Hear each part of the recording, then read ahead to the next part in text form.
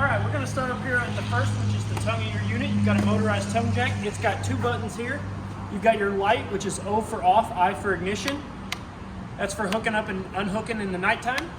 You've got your button here, which has got an up arrow and a down arrow, which is the up arrow is gonna bring the front of your trailer up, and the down arrow is gonna lower your tongue jack. So that's just for hooking up and disconnecting. Behind the motorized tongue jack, you do have a 120-pound cylinder of propane underneath this cover here.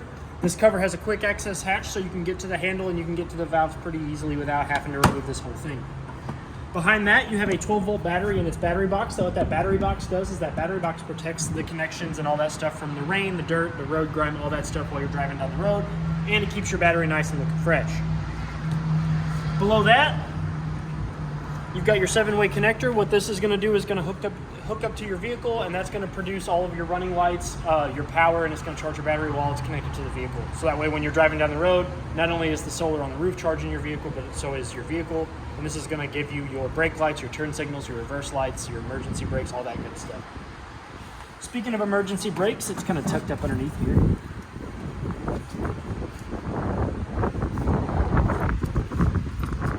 Wrapped around. You do have your emergency brake cable. What this does is this will secure wherever you're going to secure your tow chains with. And if for whatever reason this comes unhooked from your vehicle, this is going to pull out from a little box, which is going to let the emergency brakes know that they need to lock up, so that way your trailer doesn't end up 3 towns away when you go to make an oopsie. I do have your hitch attached, so this will go onto your vehicle along with the receiver end. When you get here, we'll go ahead and I'll show you how to hook this up and how to unhook all this stuff, so that way you don't have to worry about that. On the side here, you do have a saddle for your 7-way and your tow chains, so that way when you're not using your camper, you can kind of store those and keep them out of the elements. And then behind all of that is your battery disconnect. What that little red lever does is that's going to send the juice from the battery to the unit. You can turn that off if you're going to store the unit for long extended periods of time. You can turn that off and it'll keep the charge of your battery good. So if we come around here to the side of the unit, first things first is you've got your tire and loading information and your manufacturer warranty stickers. This is going to tell you the model number, the VIN number, all of that good stuff, along with the PSI of the tires cold, which is going to be 80. They've all been checked, and along with your VIN number. Behind that, you've got your first side compartment door, which has all the goodies in it. This is going to be the receiver that's going to go into your vehicle for your hitch. You've got your medieval torture device. Joking, that's a cheater bar for the bars to put on and off of the L-shaped brackets. You've got 2 manual crank handles. You've got one for your stabilizer jacks, which these are stabilizers only. They aren't for lifting and leveling. They're only designed to keep the camper from rocking back and forth while you're walking around in it. It is a 3/4 inch socket that's going to fit over that nut, and then you can lower these down. There's 4 of them, 1 on each quarter of the unit. Kind of think of them as feet. You can bring this back up. If you're also so inclined, you can use a low-level power drill in a 3/4 inch socket, so that way you're not having to sit here and manually do it. But don't use one that's gonna don't use like an impact wrench or a torque wrench or nothing. Just a low power drill driver. All this stuff goes with your hitch. Also in here is your sewer hose, your water hose, your 50 amp to 30 amp adapter, and your regulator for your fresh tank city water and black tank flush. And these are all items that she purchased after the sale. Yep. The locks on your door, on your side compartment here, are the 751 key, which is going to be the only key on your key rings that aren't covered in a plastic head. There will be a purple one and a black one, and then your 751 key. Behind that is your sewer outlet connection. This is where you're going to hook that sewer hose that's in that compartment. The other end is going to go to the proper dump station, and then you've got your gray tank valve and your black tank valve here. So this is going to drain out your bio waste, which is going to be like your toilet. So anytime you got to go potty, this is where it's going to go, and this is how you're going to drain that. When you have this pulled open, it's going to come out of here, go through your hose into the proper dump station, and then when this one's about run its course, you'll open up the gray. If you open up the gray last, it'll also help kind of clean out all that bio waste from the connection here. And the hose. And the hose. And what this one is this is going to be your shower and bathroom sink. So think of this as your bathroom drain valves right here. Behind those, you've got your low water drain points. These are used for winterizing and dewinterizing of the unit. these are going to let all the water out in all of the, like your pressurized lines. So like to your sinks, to your faucets, to your shower, all that stuff. You open these up and these are the lowest point, and that's all that water in your lines is going to come out.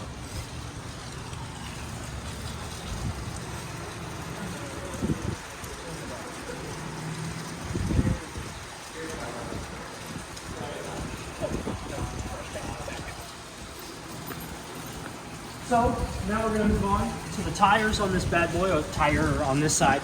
Your lugs have been torqued to 100 foot-pounds, and they have been checked, and your PSI in your tires is sitting between 77 and 80, which 80 is what it says on the tire, but you don't want to go anything between like 75 and 80 is going to be fine. And right now I think they're both sitting like 76, 77, but that's going to fluctuate with the temperatures changing and stuff, which is fine. You just don't want to let it get below 75 or get above 85. You really don't want to let it get above 80, but anywhere between 75 and 80 is fine. You have your black tank flush here. This is where you're going to hook up that hose and regulator that you bought, and this is what's going to drain your this is what's going to clean the bottom of your black tank. So you put your hose and regulator up to this. You want to make sure that your black tank is empty and that the black tank valve is open, and this will send water to an aerator at the bottom of your black tank, which will spin and kind of pressurize the water and help kind of clean off the gunk and stuff at the bottom of your black tank. The white valve, the white inlet here, this is your city water connection. This is where you can hook that same hose and regulator up to. And as long as you're drawing water from that source, you won't have to use the water in your fresh tank, or you don't have to turn your water pump on. As soon as you turn the water source on while you have your hose connected to this, you'll automatically hear it pressurize, and you'll be able to use all of your water fixtures in your unit and outside your unit without using, like I said, any of your fresh tank water or turning on your water pump. You do have your 30 amp short cord here.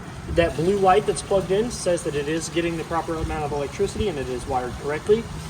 To unhook it from the vehicle, you're going to spin this black ring until it meets the base back here.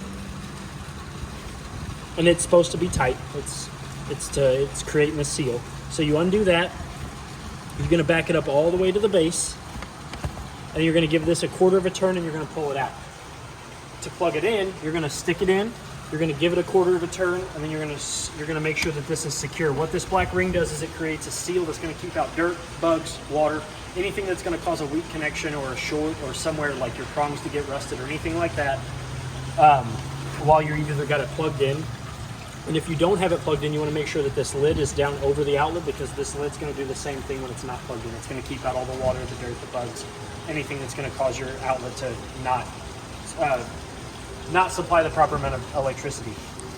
You do have a coaxial here. This is your cable inlet. So if the Parker campground that you're staying at is providing you with cable or satellite, you can hook from their source to this with a coaxial cord, just like a cable television or like internet, like your internet coaxial. And you'll get all the TV services that the park is providing you through this coaxial outlet. This drain valve right here, this is your galley tank, which is known as, it's your kitchen sink. So if we undo this, you can hook your same sewer hose up to this, and you can run it to the proper dump station. You pull this and it'll drain your kitchen sink tank. You do have, this is the second out of 4 stabilizer jacks. Again, I'm going to stress it every time. They are not for lifting and leveling of the unit. They are for stabilizing it while you're walking around in it. That's about it. So we'll come around here to the back. Your spare tire has also been checked. It's sitting at about 70. It's sitting at about 79, 80. So this will get. It's got its proper amount of pressure, and the lugs that are holding it onto the farrier, they do not have to be torqued. They just have to be wrenched tight to keep this tire from going anywhere off the farrier. Behind us here, you do have your furnace vent.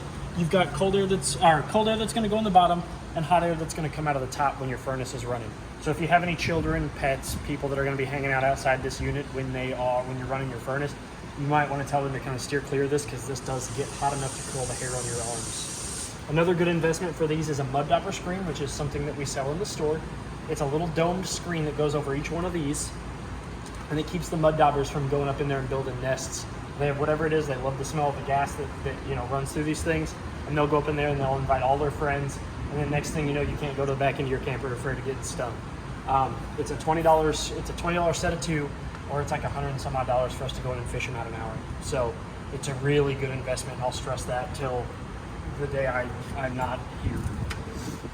This is your hot water compartment. You do have a Suburban InstaHeat tankless hot water heater. So you do have your fuse here, which every now and then you're gonna wanna turn like clockwise just to make sure it's good and tight. You've got your switch here to turn it off and on. O is off, I is for ignition. It's the easiest way I can remember that and I can explain it to people. And then you've got your pressure release valve down here. So if you wanna make sure that there's water in your hot water heater, you can pull this. You'll see water kind of leak out, and that's fine. Water can get in there, water can get out. But then you know you're ready to go. You're ready to turn it on at the panel on the inside, and then you can start using your hot water. You do have a license plate bracket here, and then up at the top there, you are prepped for a Furion backup camera, which you can buy up in the store, or a Lippert on-the-go ladder. It's an extendable ladder that you can keep in your side compartment, and it hooks onto those holes at the top, and then you can extend it down so you can get on the roof. So we'll come over here. You've got your 3 out of 4 stabilizer jacks there. Again, that is a 3/4 inch socket, and you can use a low power drill driver with that socket on it to raise and lower those. You just don't want to put a whole lot of torque onto those. This tire here, the lug nuts? The lug nuts have been torqued to 100 foot-pounds, and the PSI, like I said, the PSI bounces it's been bouncing between 77 and 80, 76 and 80. But we've also had like frequent temperature My age changes. has been bouncing between that too. We've had frequent temperature changes in this area. So this is your freshwater connection. This is where you're gonna hook your hose and regulator. You can just kind of set them in there, and this is how you're gonna fill your fresh tank. When you're not using this, you do want to make sure that this cap is in here because you don't want to get any dirt or bugs or anything in there, because this is going to be your drinking water, your showering water. Any water that you're going to be using if you're not connected to city water is going to come from your fresh tank, so you really want to make sure that this cap is back on there. Up underneath the unit, where's it at? I just seen it. Oh, behind the tire here, if you can see that, there's a gray cap there. That is your fresh tank drain. It's behind the tire and behind the suspension. So you're gonna take that little gray cap off, and if you're gonna drain your unit and you're gonna walk away from it, what I always recommend and I tell people is stick that little cap in your hot water compartment. That way, for one, it never leaves the unit, and for some reason, if you can't ever seem to find it, you can always go check in your hot water compartment, and it will most likely be there if you put it there in the past. Next to that, you've got an outside 110 outlet. It is on the GFCI protected circuit, so that way if for whatever reason water was to get in here, it's not going to short out your entire unit. It's just going to pop the breaker, and you're going to be able to go and reset that. Your outside shower is also going to be your 751 key, which I'll show you what mine looks like. It's going to be that key right there on your key ring, and you also have a key that's got a black head on it. It's going to have it's a little square black head. And what you can do with that is that's also going to be your outside shower key.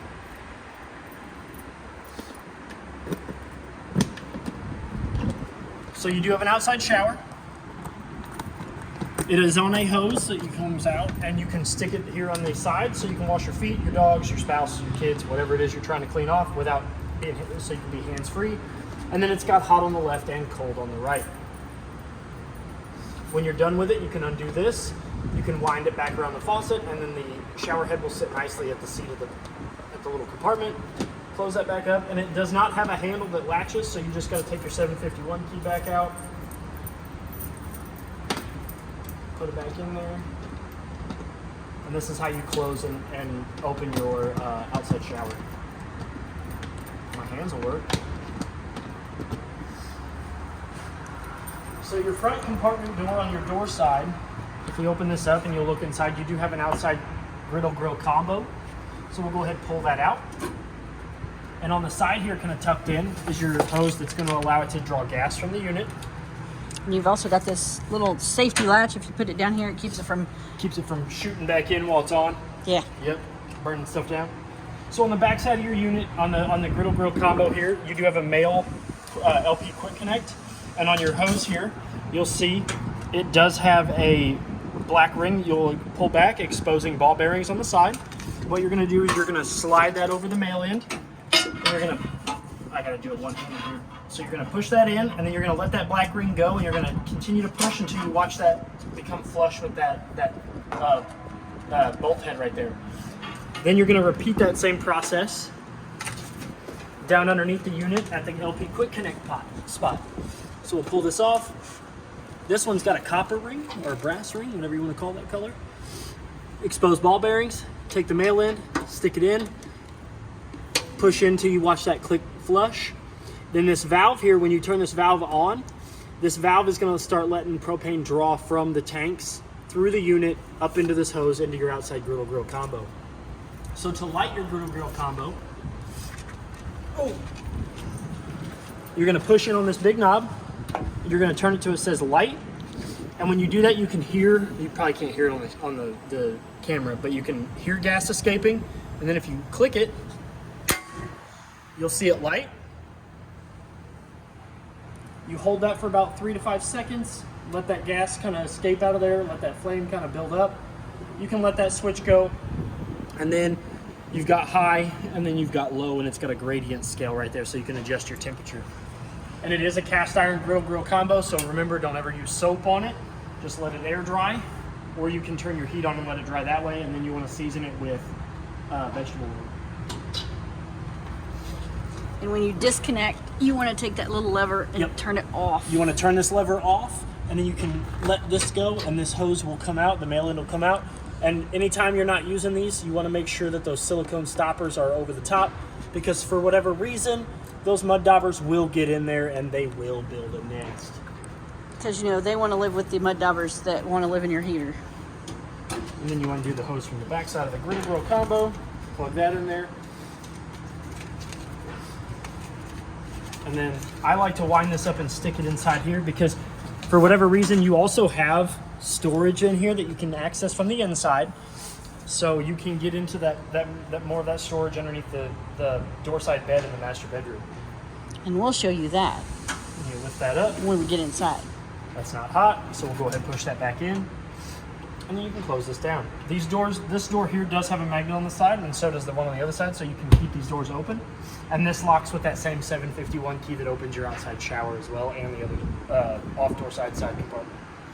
You do have a Go Power solar connector right there, so if you want to get one of the Go Power solar, external solar, so you can charge, you can run electricity, you can charge your battery even more, you can do all kinds of cool stuff with that Go Power solar stuff. You can talk to Andy in the store and he can set you up with some of that stuff too. But that's where it all plugs in at. And there's your very last stabilizer jack. There's your 3 out of 4 legs. Again, they're not for lifting and leveling the unit.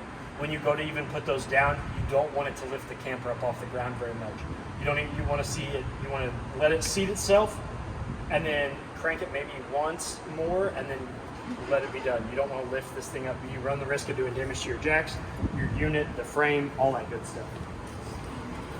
So now we're going to come inside the unit. So the first thing I'm going to do right now, it's in travel position. So I'm going to lift up on the entry handle. It's going to seat itself in the brackets here. We're going to open up the door. We're going to make sure that the door is all the way open. Because if it's not all the way open, it's going to catch on this little guard right here, and you're going to scrape all this, and it's going to look awful. So to lower your steps, you pull back on the blue handle. You'll lower these down. And the first thing we want to look at is we want to make sure that this black plate here is as flush to the silver threshold as we can get it. If for whatever reason you lower the steps and it is not, you can come down here to the bottom of the steps and you've got 2 silver tabs here that's going to let you independently adjust the height of each one of these legs. They have 15 to 18 points of articulation in them, so you can kind of adjust that height depending on where these stairs are coming out at, wherever you're at. Once they've got a good solid support and they're as flush to the silver threshold as you want, or as it can get, we can come up in the unit. First things first, you've got a fire extinguisher down there by the door in case you have an emergency on the outside or inside. There's ease of access. We're going to come up here and we're going to turn some lights on. So we're going to flip this middle light switch button here on the control panel. Oh, nope. Sorry, that's not the middle one. It's the last one over. So this last lights button here, this is going to turn on all your interior lights. They do have manual buttons along all of the centers of them. So if you ever come in your unit and turn your light switch on and say this one's off. So you come in, turn the lights on, this one's off. Your first troubleshooting step is to always just make sure that they actually come on with the button in the center. That's usually 9 times out of 10 what's happened. The second light button in the middle here, this is going to turn your strip of LEDs on that are underneath your awning tube. That's going to turn those on. And then the third red button that says water pump, that's self-explanatory. You turn that on, it lights up. and it engages your water pump, and then your water pump starts to draw water from the fresh tank to pressurize all your water fixtures. The 5 buttons up top stand for battery. That's going to read on the L, F, G, and C. That's low, full, good, and charged. Or fair. So, but it is plugged in right now, so all you're going to get is red lights across the board. You've got your fresh tank button, which is going to show you on the E empty, 1/3, 2/3 full. Right now it's going to read 2/3 because I left water in there so I could show you how the hot water heater works. Your black tank is your toilet. It's going to read empty. Gray 1 is your bathroom sink and shower. And gray 2 is your kitchen sink. And I need to drain that one, but I wanted to show you what the lights look like. It's at 2/3 right now. It's flashing because my hands are shaking. Down below that, this button here is going to be your slide. It's going to retract and extend out your slide. Or not your slide, your awning. I'm a dummy. I'm ahead of myself. Your awning. So, if I hold up, that will bring your awning out. I can't bring it out all the way because I've got a lance there. But you've got your awning arms. There's a skirt at the end of that tube. Once your awning goes all the way out, there's a skirt that will flap down and kind of give you some added protection from the rain when it's out. You want to make sure that that skirt is all the way down in like perpendicular to the canvas of the awning. That's going to provide you with the most optimum slack in the canvas of your awning. And you want to stop there because if you continue to hold up the extend button, your tube will then begin to roll itself back up the other direction, and that's no bueno. You want it to roll. You want it like your toilet paper. You want the canvas to come out the top, not the bottom of the tube. And then you hit the down button, and that will bring your awning back in. Your awning is your most expensive, one of the most expensive repairs on your unit. So anytime you're not going to be using your awning, you want to make sure it comes back in all the way. It takes 15-20 seconds for you to send it all the way back out, and then another 15 to bring it all the way back in. So if you're going to step away from the unit, I really recommend that you just bring it back in, and then you can just put it back out when you get back. The next set of arrow buttons over here, this is your slide button. This is what's going to bring in the slide that's got your secret bunkhouse / office in it. / closet. It's / amazing. Closet and your TV entertainment system. So up sends it out. And you can, it extends it and you'll hear that beep. That beep means that it's all the way out. So down will begin to bring it in. And then it'll come all the way in, and you won't be able to actually maneuver through the unit with this all the way in. But for the sake of the virtual, I'm going to leave it all the way out. And I'm going to show you, the next thing we're going to go over is this, and then we'll go over this slide. So next to your control panel, you do have a Furrion refrigerator. To open it up, to open up the freezer, you're going to stick your hand up in the handle, and there's a latch there that you're going to want to make sure that you press in. What that does is it lets loose a little claw that's keeping this thing shut. If you just go to yank on it, you're going to break that, and then your freezer or fridge won't close properly. So you open this up. Right now I've got it off so the condensation is built up in it. And then the fridge door is the same way. You push down on the handle, and that's going to lift that claw up, and then you can open up your fridge. You've got a light, and then the dial there. The smaller the dot, the warmer it's going to get. The larger the dot, the colder it's going to get. So if you want to make this thing the coldest you can get it, you're going to spin that dial all the way to the biggest dot. We'll go ahead and close this up. Below that is your circuit breaker / fuse panel. So if we open this up, you've got them all labeled here along with your fuse panel, and this fuse panel has an LED light that will illuminate next to the fuse that if one ever blows. So your GFCI one is actually going to be let me see, the one on the bottom, branch be number 4. Because you've got 1, 2, 3, and 4.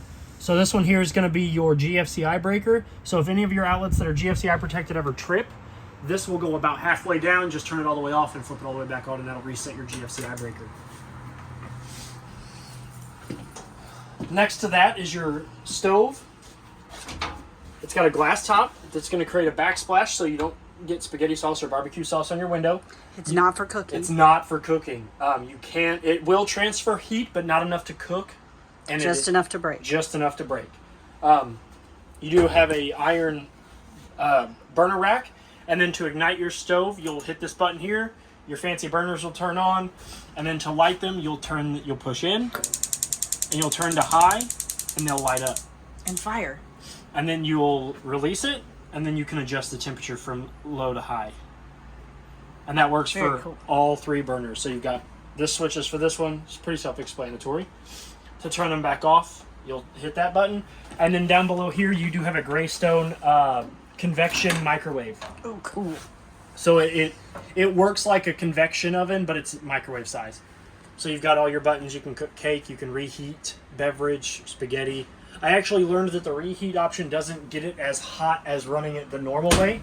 So if you ever want to like reheat leftovers, you actually want to look into how to use the reheat on your microwave because it doesn't get them as soggy. Just learned that the last week.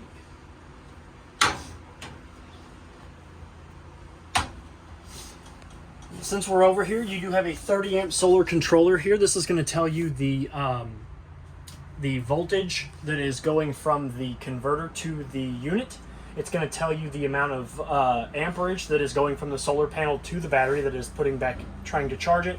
And then it's going to tell you the temperature of the solar panel on the ceiling. All right, so we're gonna go over what this light switch here does. This light switch, ironically, does the cap lights on the front of the unit. You turn this on, and it's got 2 blue LED strips that run up either side of the front cap. And then when you don't want those on, you can turn them off here in the kitchen. Beautiful. So beside the stove and the light switch and all that good stuff, you do have a stainless steel basin sink. It does have your standard kitchen stopper that just sits in there with a rubber O-ring. That's big.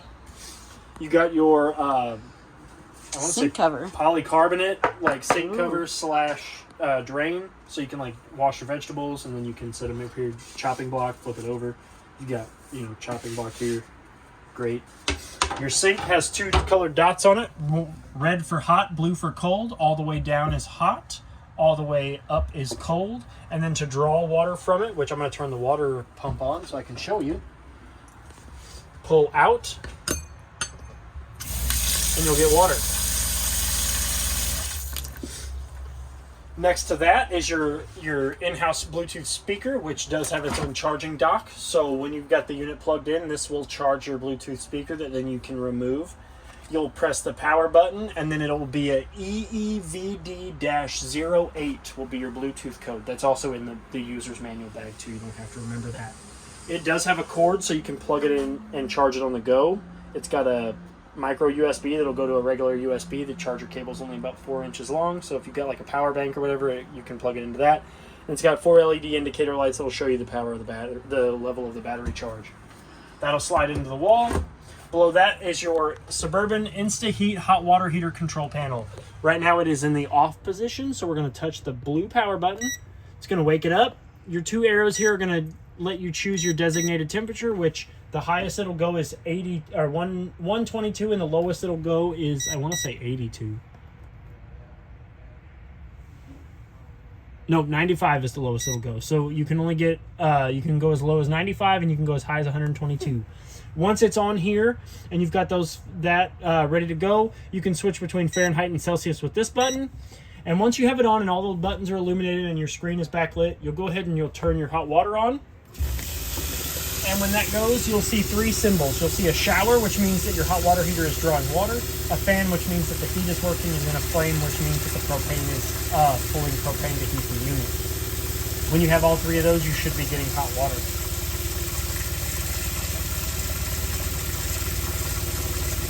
And then when you're done, you'll turn your hot water off, and then the shower and the flame will continue, and then the fan will continue for a second as it goes into its cool down cycle.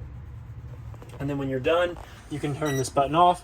And you can actually, if you're going to be using this periodically, like every week, every other week, you can actually leave that button on the outside compartment of your hot water heater and just control it from this. But I do recommend that if you're going to store it for long extended periods of time, you do go and you turn that off as well. Beside that, you do have a USB port and a USB-C on the wall here, along with a GFCI protected 110 outlet, so you can plug in any sort of kitchen appliances. Below that, you have a large storage compartment here, which has access. Holy cow. Yeah. Which underneath that is going to give you access to your water pump and your inlet for winterizing and dewinterizing. Now we get to the cool stuff. So you have your bookshelf / shelving unit here. Looks like a regular shelf, right? but why does it have a travel lock on it? So in travel position, you do want to make sure that your bookshelf is secured to this wall. Just kidding. The travel lock opens up a door. Holy cow. Opens up That's a door amazing. into a bunkhouse / office area. Slash closet. / walk-in closet. If we come up in here, I'm going to have to duck, so you're going to have to bear with me. I do not, because I am short. It's got 2 manual lights that have that same center push button. One on this side, one on the far side. It does have a GFCI protected 110 outlet along with a dimmer switch, which psych, it doesn't control the lights, it controls the exhaust fan, so that way it doesn't get too hot in here. And what that does is it sucks air in. It doesn't blow air out. It'll suck the air in, so that way if your unit's nice, good, and cold, you can close that, and then you can have that fan on, and it'll suck that cold air in here. You do have another 110 outlet over here, along with your dual USB/USB-C ports, along with storage compartments. And then there's another. There's another one down there. And then the bottom bunk down here has a manual push-button light, so that way whoever's sleeping down here on the floor can read a book, along with a window if they want to, you know, open it up and listen to it rain. Your top window's a fire escape. Yep, your top window's a fire escape. You'll lift this tab, push it out, and then the screen will come out, and it's big enough that you can go feet first. With this red nav here. With the red one on both sides. You want to go out feet first. Yes, feet first. And then if you want to turn this into a full-fledged bunk, you can actually pull this out. This goes on the bottom to cover where I'm standing. I can't do it and stand here at the same time. So you've got this little half mattress that'll go down and complete the bottom mattress. And then underneath this ledge, which will sit on this and here, you've got 2 more of these half mattresses that you can create. So this creates 2 full twin-size sleeping areas. And then, if you want it to be an office, you put all this mess down here, And then you've got and there's an office chair. there is an office chair. I will have it in here when you come to pick your unit up. And then this acts as your desk. Yep. Too cool. Too cool. I will recommend that if you do have children staying in here that you monitor them, because this does latch pretty heavily. They're really good magnets. Yep. And then, like I said, when it's in travel position, you do want to make sure that this is closed, because this is on the slide, and you don't want this to swing open while you're driving down the road. You've got your TV hook up here. You've got a GFCI protected 110 outlet there, and a coaxial, which is going to provide you with your TV services. The antenna is actually in the bedroom. So you'll hook your TV up here, and then there's an antenna booster that we'll go over when we get to that. You've got a TV mount here, so this will come off the wall. This will mount to the back of your flat screen TV. Then you'll lift them up and set them down, and then you'll have your wall mounted TV. You've got entertainment storage here, and along with your couch tables, which there's a threaded rod that screws into this hole here, and these turn into little TV trays. They'll sit down. Threaded rod will go in here. That'll sit down in this hole here, and then you can have like a workstation / if you're going to eat dinner and watch TV, whatever else you want to do with that. And there's 2 of them. There's one for each side of the couch. On the below the entertainment center down there, you have your second out of 3 main safety features in the unit, which is your carbon monoxide and LP detector. 1 green light means it's good. I recommend testing those every 90 days, or better yet, every time you're going to use the camper, just hit that button. It takes like 4 seconds for it to test, and you're good to go. Your couch turns into another sleeping area. So you pick up on it, up underneath the cushion, pull it out, and now you've got another sleeping compartment. You can lift it up, push it back in. And then down here are 2 handles. Watch out, because they'll take your shins out. You pull these, and it'll recline. Don't ever have your dog in front of that, because your dog will probably hit the TV.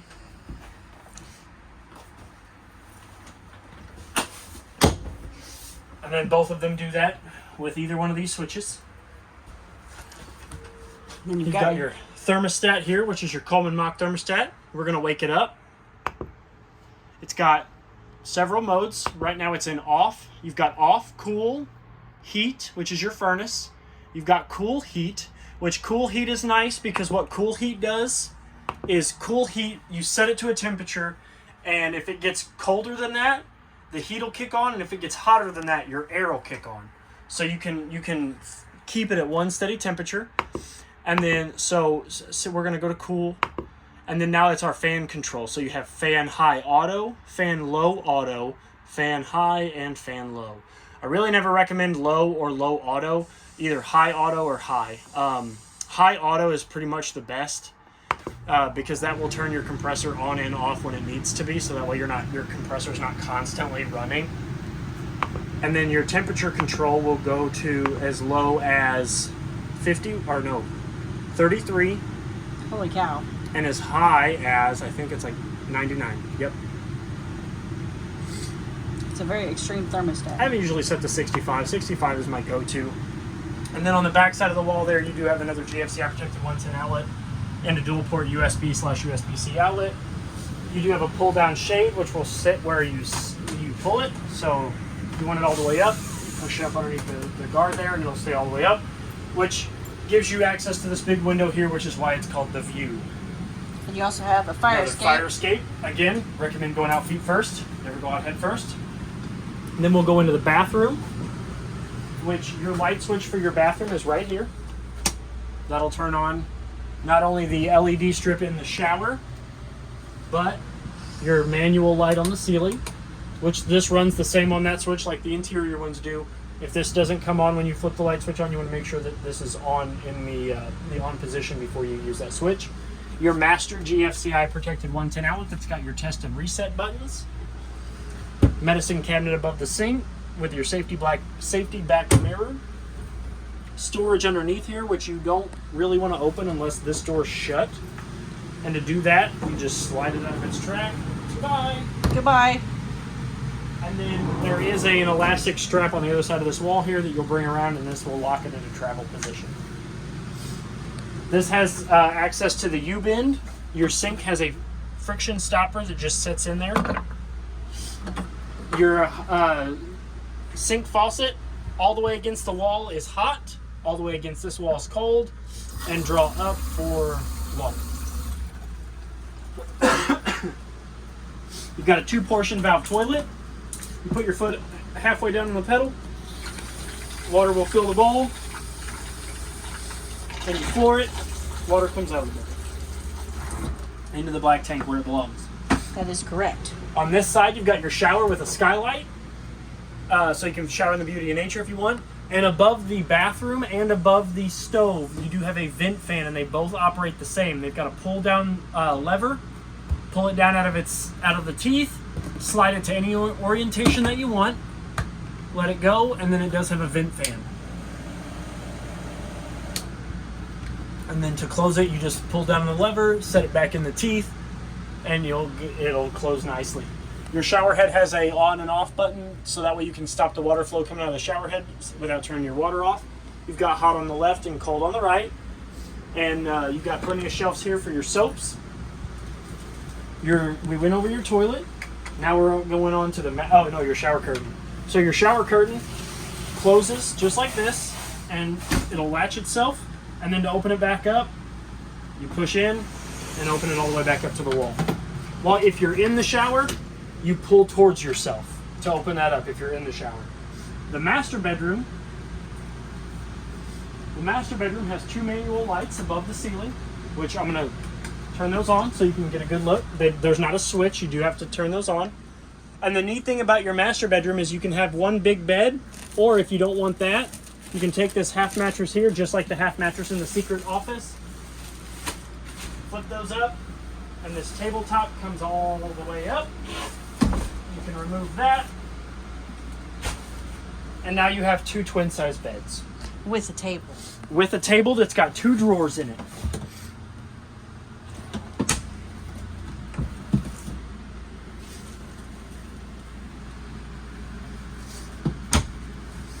So your tabletop can, we're going to go over this one first. So if we remove the pillow and I lift this up, this is going to give you access to the side storage compartment, the off-door side storage compartment.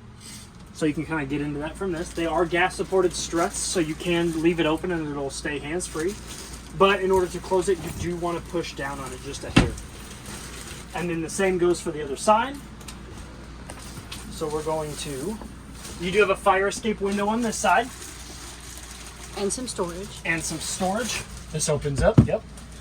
We're gonna move these real quick so I can show you the top of the tabletop. The shade on this is also the same kind of shade that's in the view window. So you do have a nice, that fake marble vinyl tabletop. And then on this side, we'll move this. You've got that same side storage. And like I said, this is your outside griddle grill combo. And you'll be able to put storage on the side of that too. And like I said, they are gas supported struts, so you do have to give them a little bit of a push to get them out. You've got a TV mount, which comes off when you lift this up if you don't remove the mattress first. Same kind of mount that's in the living room.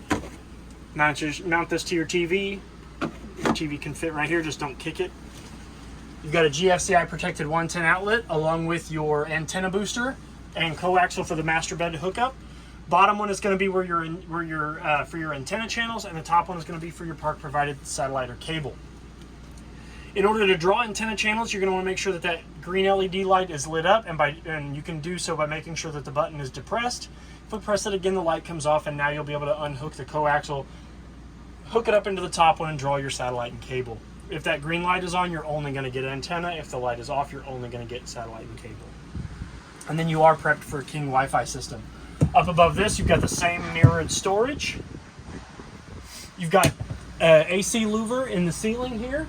And then you have a front cap window that's got the same style shade, so you can watch out the front of your window. It does have a little bit of storage up here, so like if you want to put like some, like fake succulents, some, stuffed animal or whatever. And then you do have a GFCI protected 110 outlet and a USB and USB-C outlet there as well.